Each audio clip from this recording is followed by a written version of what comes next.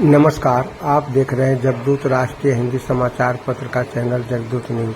पत्रकार नगर खगड़िया से पीके ठाकुर की रिपोर्ट। देखें और जानें। जगदूत को लाइक, सब्सक्राइब, कमेंट अवश्य करें। और एनडीए प्रत्याशी का यहाँ पे जीत नहीं हुआ। और आप तमाम लोग जानते हैं, देश में 11 साल से एनडीए गठबंधन, भारतीय जनता पार्टी और नरेंद्र मोदी की सरकार चल रही है। 11 साल हो रहा है, 1-2 साल नहीं। और इस चुनाव में तो हमारे मोदी जी का दिल और दिमाग भी बदला हुआ था। इस बार तो उन्होंने 400 पार का नारा दिया था लोकसभा चुनाव के प्रचार के सिलसिले में, और कह रहा था इस बार हम 400 पार, 400 से ज्यादा सांसद हमारी पार्टी के और हमारे गठबंधन के जीतकर प्रचंड बहुमत से इस देश में सरकार बनाने का काम करेंगे। लेकिन साथियों, आपने देखा, एक तरफ इंडिया गठबंधन, एक तरफ एनडीए गठबंधन।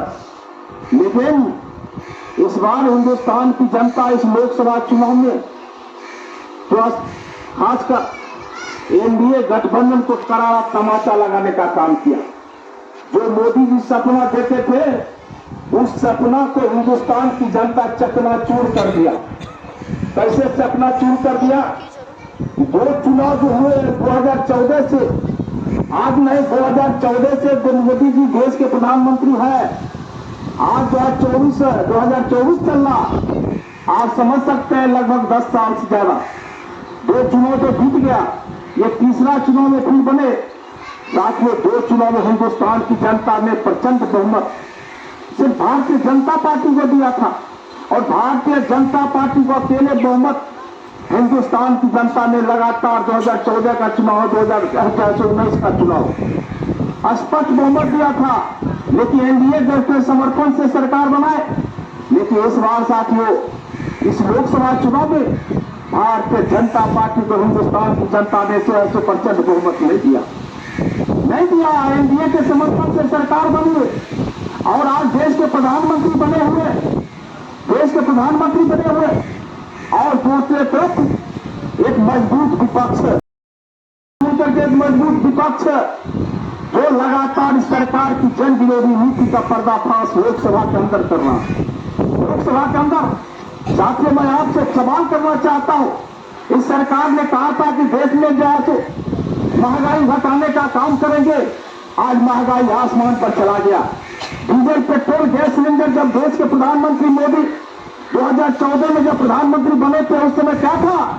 हिंदुस्तान में डीजल 60 रुपया लीटर डीजल मिलता था, 70 से 75 रुपया लीटर में आज पेट्रोल मिलता था, 350, 350 रुपया में गैस का सिलेंडर मिलता था।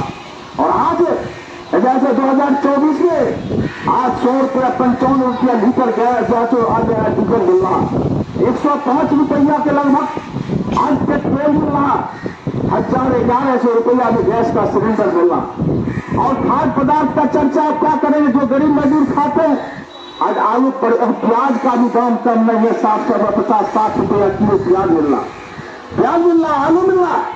जो गरीब आप गए सरिया जो घर बनाने के लिए गिट्टी, बालू, छड़, सीमेंट का जो लोग उपयोग करते घर बनाने के लिए, सारे चीजों का, सामानों का दाम मोदी के राज में आसमान पर चला गया। खाद्य पदार्थ, इसको आप खाना खाते, करुआ तेल से लेकर के तमाम चीज का दाम आज आसमान पर चला गया, लेकिन महंगाई नियंत्रित करने में मोदी सरकार विफल रही। और सबसे ज्यादा महंगाई की मार हमारे घर की महिलाओं को झेलना पड़ता है। जब वह घर में जाकर खाना बनाने के जैसे किचन में जब वह खाना बनाना शुरू करती है, पुरुष का भी दबाव आता है, पुरुष भी डांटता है, कुछ लेकर नहीं जाता, कहता फला चीज नहीं बनेगी, चिल्ला चीज नहीं बनेगी। क्योंकि इसलिए कि जब वह 1500 रुपया लेकर के जब वही महिला झोला लेकर के बाजार में जब सौदा खरीदने के लिए जाती है, एक झोला भी सौदा उसको सामान नहीं मिलता, नहीं हो पाता है, इतना महंगाई है। लेकिन हम पुरुष पर लोग महिलाओं के ऊपर भी आज जैसे तरह की बात करने लगते हैं। कितना पैसा दे लिए तो किए खरीद के ना लिए, कुछ बनाने वाला चाहिए, कुछ नहीं। इसलिए सबसे ज्यादा इस महंगाई की मार घर की महिलाओं को झेलना पड़ता है, घर के महिलाओं को सुनना पड़ता है। लेकिन मोदी की सरकार को ये दिखाई नहीं दे रहा, ये दिखाई नहीं दे रहा। साथियों आज जो है जैसे इस देश के अंदर आज तमाम चीजों के दाम, आज डीजल के दाम बढ़ने से लेकर के चाहे यात्रा करने वाले टेम्पू का भाड़ा हो, चाहे जो है खेत पटवन के लिए जो है पंपिंग सेट का भाड़ा हो, चाहे आटा पिसाई करने के लिए आप जाते हैं, ये तमाम चीजों के दाम, तमाम चीजों का रेट जो है इसी डीजल के रेट बढ़ने से सब चीज को उसका प्रभाव पड़ता है, सब चीज पर प्रभाव पड़ता है। लेकिन साथियों दुर्भाग्य सरकार ने आज तक महंगाई नियंत्रित करने का काम नहीं कर रहा। आज बेरोजगारों का क्या हाल चाल है? आज सरकार ने कहा था 2014 में मित्रों हमारी सरकार देश में बनेगी, हम 2 करोड़ बेरोजगार नौजवानों को रोजगार देने का काम करेंगे। आज साथियों 11 साल बीत गया, आप अपने बच्चे को पढ़ाने के लिए जैसे जमीन बंधक रखने का काम किए, आप जैसे अपना जेवर बेचने का काम किए। और इसलिए अगर हमारा बेटा BA MA का डिग्री या technical degree engineering degree doctorate degree हासिल करेगा, वह नौकरी करेगा, अच्छा नौकरी करेगा, परिवार का संबल बनेगा, परिवार का सहारा बनेगा, हमारे परिवार में 25-50 हजार का मंथली आए। और इसी उनकी आशा से किसी भी गार्जियन, किसी माता वह बच्चा का माता पिता परिवार बच्चे पर रुपया खर्च करके पढ़ाने का काम करता है। और आज मोदी के राज में क्या हाल है मित्रों?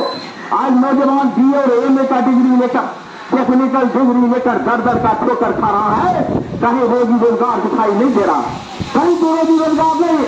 आज साथ में जब आवेदन या जो परीक्षा का जो फॉर्म भरता है और नौजवान डिग्री लेकर, आज परीक्षा का प्रश्न पत्र लीक हो जाता है, प्रश्न पत्र लीक हो जाता है। आज जैसे रेलवे है भर्ती बोर्ड के द्वारा जो परीक्षा आयोजित किया जाता है वही परीक्षा कैंसिल हो जाता। तरह का नियम कानून लगाकर हमारे नौजवानों के ऊपर यह सरकार लगातार हमला करने का काम कर रहा है और रोजी रोजगार दिलवाने में यह सरकार विफल साबित हो रही है। रोजी रोजगार भी लाने में यह सरकार विफल साबित हो रही है। आज हमारे नौजवान रोजगार के अभाव में आज दर का ठोकर खा रहा। पहले जो है छोटे मजदूरी कल कारखाने चलते थे, कोरोना काल में सारे के सारे कल कारखाने को मोदी सरकार के द्वारा लगातार लॉकडाउन करके सारे कल कारखाने को बंद करा दिया गया। आज तक वह कल कारखाना चालू नहीं हुआ। नहीं तो वह छोटे कल कारखाने में भी हमारे गांव का भाई और भतीजा या दीदी और बच्चा जा करके वहां जो है रोजी रोजगार करता था, परिवार के भरण पोषण के लिए जो है फैक्ट्री में काम कर 2 पैसा घर भेजने का काम करता था। लेकिन आज मोदी के राज में वो भी सारे के सारे कल कारखाना बंद हो चुके हैं। आज साथियों से आप तमाम लोग जानते हैं कि सरकार के द्वारा अब आपने जो सेना बहाली का कानून था, जिस आज चाहे आर्मी का नौकरी हो, चाहे एयरफोर्स का नौकरी हो, चाहे जो थल सेना की नौकरी हो, जितना भी सैनिक बनता हुआ सैनिक तो बड़े बड़े राजनेताओं का बेटा सेना में बहाली नहीं होता। बड़े बड़े पदाधिकारी का बच्चा सेना में बहाली नहीं होता। सैनिक वही बनता है जो खेत में काम करने वाला हमारा मजदूर है, या खेत में जो खेती करने वाला हमारा किसान है, या छोटे मझोले व्यापारी जो जैसे दुकानदारी करके अपने परिवार का भरण पोषण करता। यही इसी का बच्चा जो सैनिक बनने के लिए लगातार सवेरे रोड पर अगर देखते हुए तो दौड़ लगाने का काम करता। दौड़ लगाने का काम पे हम जैसे आर्मी का नौकरी हासिल करेंगे। लेकिन मोदी की सरकार ने क्या किया पता है? सारे के सारे जो नौकरी बहाली जो रेलवे या आर्मी के बहाली का जो नियम कानून था, सारे पुराने कानून को रद्द कर दिया और उसके जगह पर अग्निपथ योजना लाने का काम किया। अग्निपथ योजना मतलब 4 साल की नौकरी, 4 साल में 6 महीना उसको ट्रेनिंग में समय बिताना पड़ेगा और 3.5 साल नौकरी करने के बाद वह अग्निवीर रिटायर होकर के फिर घर आ जाएगा। जिस नौजवान को मौज का पन आ रहा है, शादी होते होते उसको रिटायरमेंट मिल जाएगा मोदी के राज में मित्रों, और मात्र उसको 10 लाख से कम रुपया उसको मिलेगा, 10 लाख से भी कम रुपया मिलेगा। आज साथियों जो पुराना जो हमारे सैनिक बहाल हुए हैं उसको क्या प्रिफरेंस था? उसके बच्चे का पढ़ने के लिए सैनिक विद्यालय खोला गया था। उसको जैसा उसके माता पिता का इलाज कराने के लिए सैनिक हॉस्पिटल चल रहा था। बच्चे का अगर किसी तरह से हमारे सैनिक की मृत्यु अगर अब जैसे शहीद हो जाता था, बॉर्डर पर उसकी जैसे शहीद होता था, उसको शहीद का दर्जा मिलता था, करोड़ों रुपया सरकार उसको मुआवजा देने का काम करता था। तो करोड़ों रुपया का मुआवजा देने का काम करता था।